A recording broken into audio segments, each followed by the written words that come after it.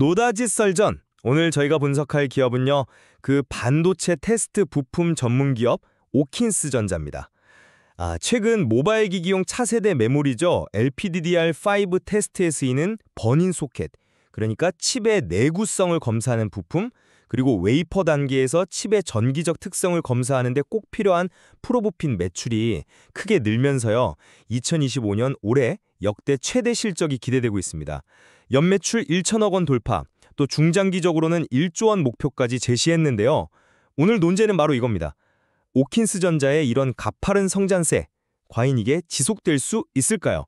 저는 오킨스 전자의 지속적인 고성장 가능성에 좀 무게를 두고 말씀드리겠습니다. 네, 저는 그 제시된 성장 목표, 그 이면에 숨어 있는 여러 위험 요인들에 좀 주목하면서요. 신중론적인 입장에서 분석을 해보겠습니다.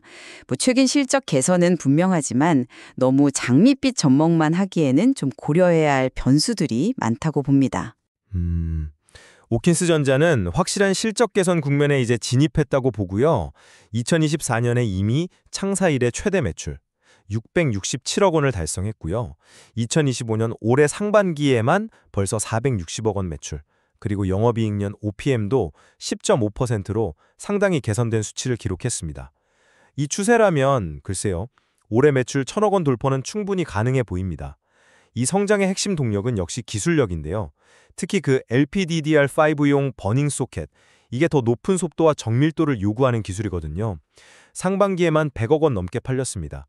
그리고 프로부핀 매출 역시 작년 100억 원에서 올해 200억 원으로 딱 2배 성장이 예상되고요.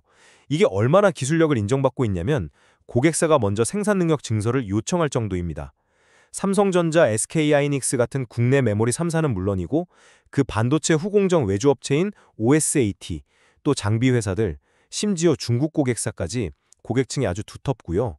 또 고대역폭 메모리, HBM 관련 신제품 같은 미래 먹거리 확보에도 굉장히 적극적입니다. 네, 성장세 자체는 뚜렷합니다. 저도 인정합니다. 하지만, 불과 2023년, 2024년 이때 영업이익이 상당히 부진했던 점은 좀 기억해야 합니다. 상반기 실적이 좋다고 해서 이게 하반기까지 그대로 이어진다는 보장이 사실 없고요. 연매출 1,000억 원에 영업이익률 10% 목표. 이건 현재로서는 다소 좀 공격적인 목표 아닌가 싶습니다.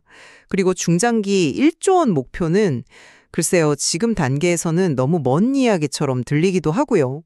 특히 그 프로부핀 시장, 이거 만만치 않습니다. 리노공업 같은 국내 강자도 있고 최근에는 대만 기업이 1위를 차지하는 등 경쟁이 정말 극심하거든요. 반도체 기술은 워낙 빠르게 변하고 언제든 단가이나 압박에 직면할 수 있는 시장이고요. 게다가 매년 100억 원 이상씩, 올해는 무려 150억 원에 달하는 대규모 설립 투자를 계속하고 있습니다. 물론 미래를 위한 투자라고는 하지만 이게 재무적으로 부담이 되는 건 사실이잖아요. 그리고 투자가 항상 기대만큼 성과를 내지 못하면 그게 또 위험 요인이 될 수 있습니다. 그리고 2023년에 발행했던 전환사채, 그러니까 나중에 주식으로 바뀔 수 있는 채권 CB 중에 아직 주식으로 전환되지 않은 물량이 2023년 10월 기준으로 68억 원 남아있다는 점, 이것도 잠재적인 오버행 부담이라고 할 수 있죠.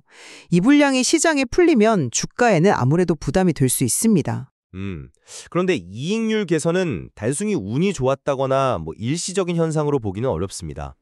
왜냐하면 LPDDR5 소켓처럼 기술 장벽이 높고 수익성이 좋은 제품, 이런 고부가 가치 제품의 판매 비중이 꾸준히 늘고 있기 때문이거든요.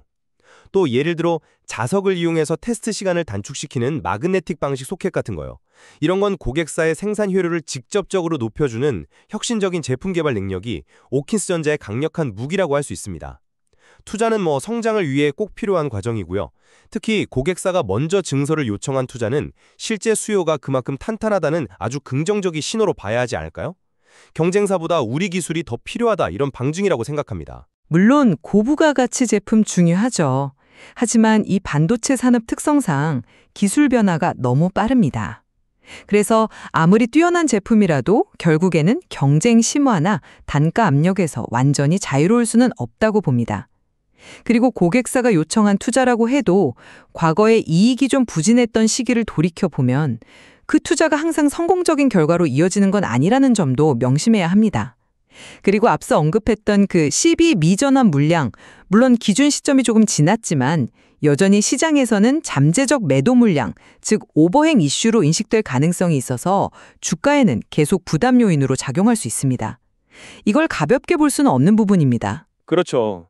하지만 가장 중요한 점은 삼성, 하이닉스 같은 국내 대표 기업들은 물론이고 해외 고객사까지 오킨스전자의 기술력을 높이 평가하고 먼저 협력을 제안하고 있다는 사실 아닐까요? 신제품 공동 개발이라든지 생산 능력 확대 요청 같은 것들은 단순한 기대감이 아니라 실제 수요에 기반한 성장을 의미하는 것이고 오킨스전자의 경쟁 우위를 보여주는 강력한 증거라고 저는 생각합니다. 하지만 현재 성장이 LPDDR5 같은 특정 메모리 제품의 호황 사이클에 좀 과도하게 의존하고 있을 가능성은 없을까요? 만약에 스마트폰 시장이라든지 이런 전방 산업의 수요가 예상보다 좀 둔화된다면 오킨스 전자 역시 타격을 피하기 어려울 수 있습니다. 또한 기대를 모으고 있는 그 HBM용 테스트 소켓 같은 신규 아이템들이 시장에서 정말로 성공할 수 있을지 이 부분도 아직은 좀 지켜봐야 하는 불확실성이 존재하는 단계라고 생각합니다. 네. 저는 오킨스전자가 독보적인 기술력과 또 시장 변화에 발맞춘 선제적인 투자를 바탕으로 주요 고객사들과의 신뢰를 탄탄히 쌓으면서 확실한 성장 경로에 올라섰다고 봅니다. 빠르게 성장하는 반도체 시장 속에서 제시된 목표 달성 가능성은 충분히 있다고 판단합니다. 네, 최근 보여준 성장은 분명 인상적입니다. 하지만 과거 실적의 어떤 변동성이라든지 또 치열한 경쟁 환경, 지속적인 투자에 대한 부담, 그리고 잠재적인 오버행 이슈 같은 이런 신중하게 따져봐야 할 위험 요인들도 분명히 존재합니다. 제시된 높은 목표의 달성 여부는 역시 좀 더 시간을 가지고 지켜볼 필요가 있겠습니다. 네, 오늘 오킨스전자의 미래 성장 가능성에 대해서 이렇게 서로 다른 두 가지 관점에서 이야기를 나눠봤습니다. 긍정적인 기회 요인과 또 잠재적인 위험 요인 모두 중요한 고려사항인 것 같습니다. 그렇습니다. 시청자 여러분께서도 오늘 나온 이런 정보들을 바탕으로 오킨스 전자의 미래를 좀 다각도로 판단해 보시는 그런 계기가 되셨을기를 바랍니다. 분명 더 깊이 들여다볼 만한 흥미로운 기업인 것은 맞는 것 같습니다.